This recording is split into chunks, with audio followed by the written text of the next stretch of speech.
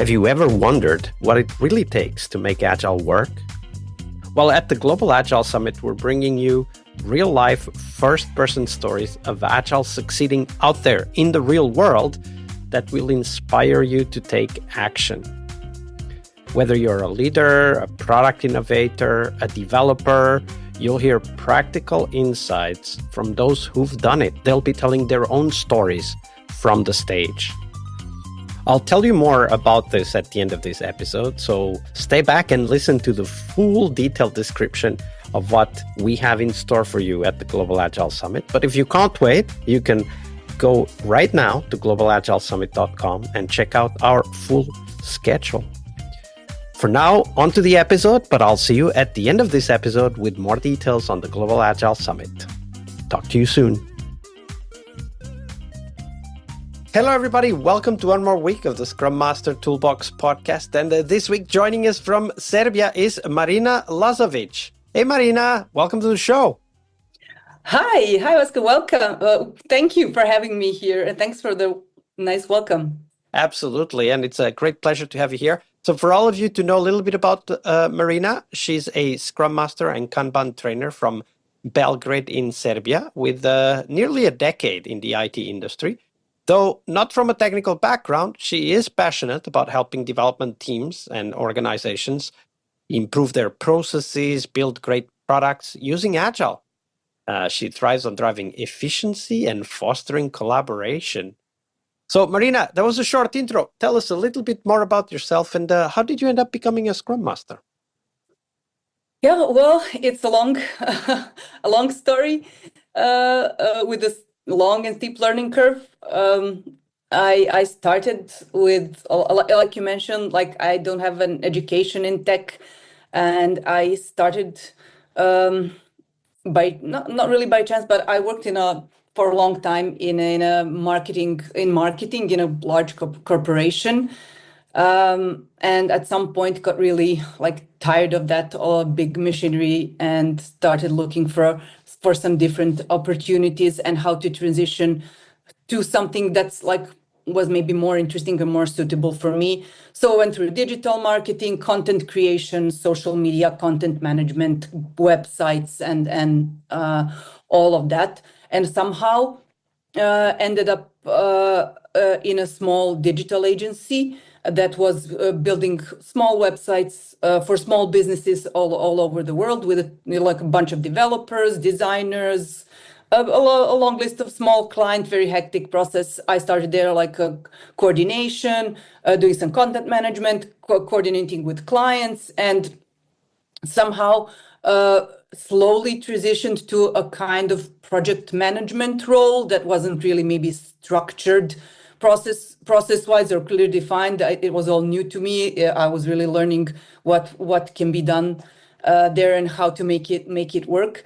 But that's my maybe first steps in tech that were like very small. But very quickly I moved on or decided to move on to a slightly larger company which the processes were a little more structured and where I could maybe learn more. So again, there I was a project manager, but with a lot of more freedom to introduce different ways of working with teams. So I really quickly realized that traditional way of managing software was very difficult. There were so many unknowns. There were so many complex things to keep in mind with the deliveries and deadlines and unknown stuff and so on. And I was starting to look for ways of how we could do it better, and that's where I discovered Agile and started really deeply learning about that to million of different classes, learning materials, trainings, books, and really started learning on my own. And then I got certified. Then Scrum Org and other organizations. I discovered all of that, and I got somewhere I think around 2018 certified as a Scrum Master, and really started to implement that in my daily work. I had the freedom to develop all those processes myself. I think that was a really a fortunate thing that I had to start learning on my own and doing things on my own. It's a really interesting story, of course, because Yeah, you come from a non-tech background, but you quite quickly realized what many techies take quite a while to realize, which is this is way too changing, way too dynamic to be exactly. managed with a predictive planning approach like project management. We need something else. And then you discovered Scrum. And of course, after that, you start your Scrum Master career, which isn't always Yeah. easy. And today's Monday, so we're going to talk about the fail Monday story. Story of a moment that was really difficult. And of course, we don't talk about it because it is difficult, but we talk about it because it is in those difficulties that we learn some of the most important lessons. And that's what we want you to share with us today, Marina. So walk us through that story. Well, yeah, that's a continuation of this story. So at some point, I wanted to focus slowly on a Scrum Master role and agile coaching, or move completely away from project management and communication, with clients, requirements, and that kind of stuff. So I was looking for my first just Scrum Master role.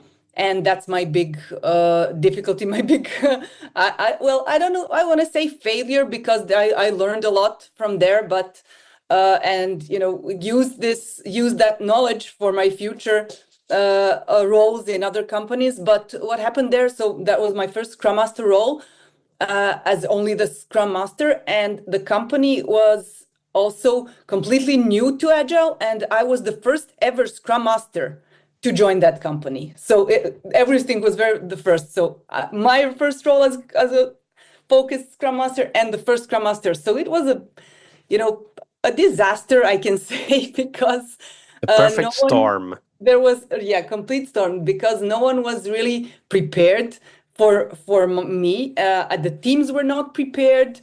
I Tell joined. us a little bit more about that. How did it feel? Like what was happening that told you that the teams were not prepared, for example?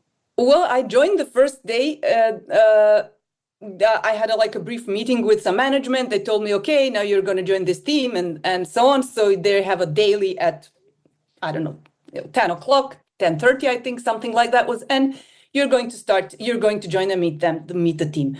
And I joined in a Teams, or a Teams call, or Zoom, I don't remember. But the point was, when I joined, no one really knew who I am. They were not briefed, they were not prepared, they never took any, they were doing some kind of a Scrum process, but it was like they knew what were sprints, and they had a product coordinator, something that wasn't really a product owner role, but they never had a Scrum Master. No one prepared them to what's coming and what's that role. So when I joined, the team and like developers were very confused, like, okay, who are you? What are you doing?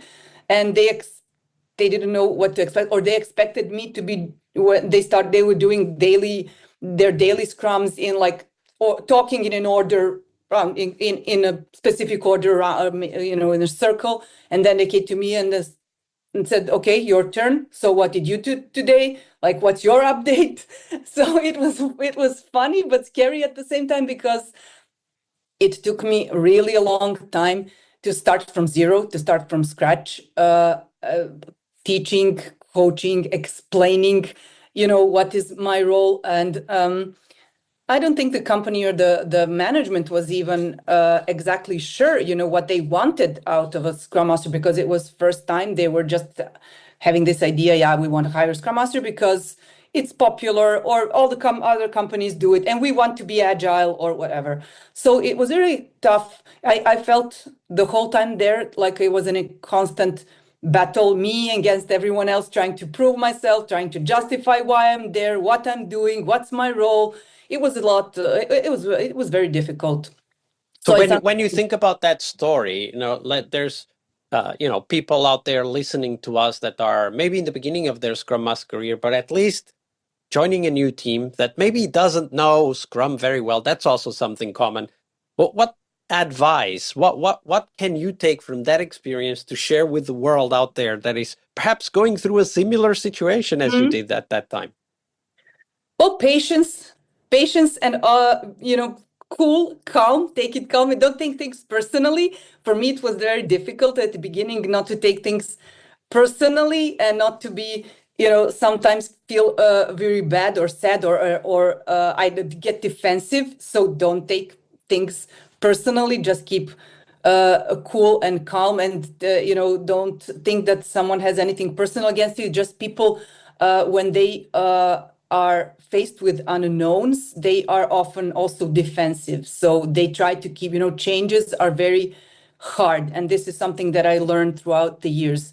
Every change and everything that's new for someone that happens, that is unexpected, or that someone seems like it's imposed, people are then often scared of what's going to happen. They're afraid of the changes that are coming. They don't know, are they going to be good or bad, and how they will affect them. So they get defensive. So this is something at the beginning, of my career, I took very personally.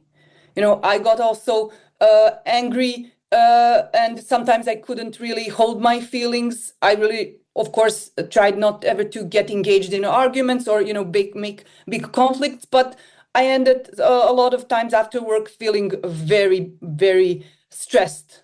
And drained, I imagine. And drained, yeah, and exhausted, like having this constant battle, trying to explain myself. So my advice for anyone who's new and maybe facing this kind of situation, prepare yourself with a lot of patience and goodwill, and know your stuff. Know what you want to show them, and be very I'm looking for the right word. Open, maybe just open and transparent about how you're feeling. Saying, yeah, okay, that's very hard for me also. And be open to all kinds of questions. Be patient and let them ask all the questions, and try to just not impose your role on people who are new to that. Absolutely. Be patient, be present, and be open, because they are also going through the process, not just us. Exactly. Absolutely. Great story. Thank you for sharing that, Marina. Thanks. Hey friend, thank you for staying. Here is all you need to know about the Global Agile Summit.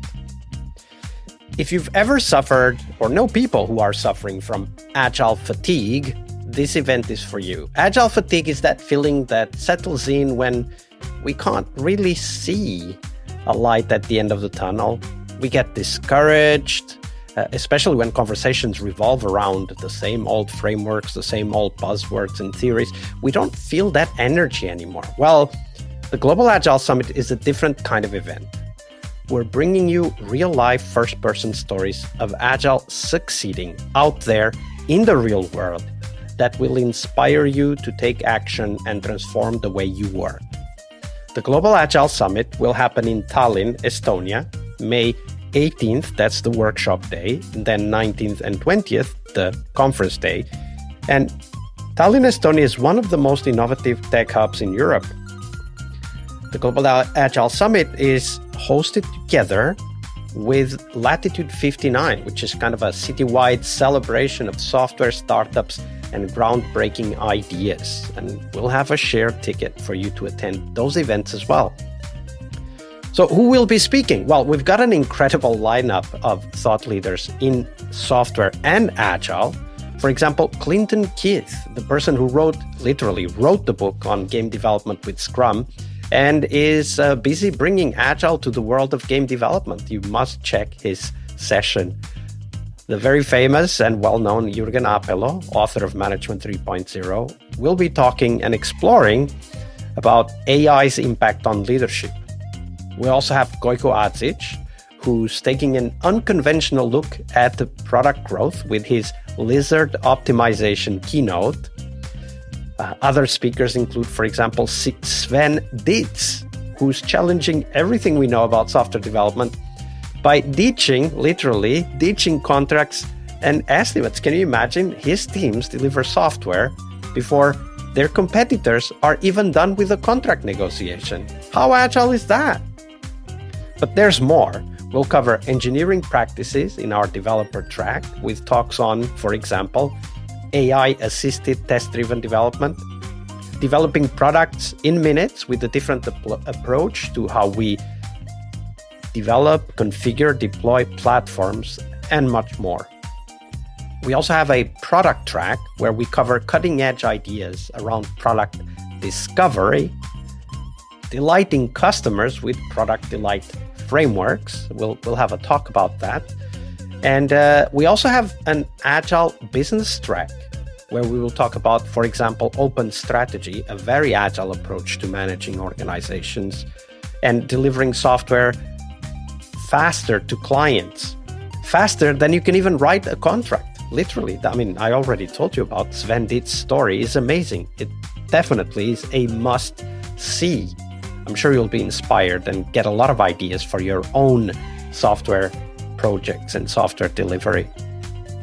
Now, whether you're a business leader, a product innovator, or a developer, you'll definitely find value in our 3 focused tracks. That's Agile Business for those working with businesses and organizations, Agile Product for product managers, product owners, and innovators, and Agile Developer for the builders, making Agile work in practice, the coders, the testers, the designers, the producers, the Scrum Masters, you name it. If you join, you will meet over 200 Agile professionals from all over the world. People who, just like you, want to grow, want to share, and want to learn by challenging the ideas that don't work anymore. At the Global Agile Summit, you'll get new connections, fresh ideas, and the energy to take your own Agile to the next level. And who knows, maybe even find your next career opportunity. So don't miss out. Check out the full program and grab your ticket now at globalagilesummit.com. I'm really looking forward to seeing you all in Tallinn, Estonia in May. I'll see you there.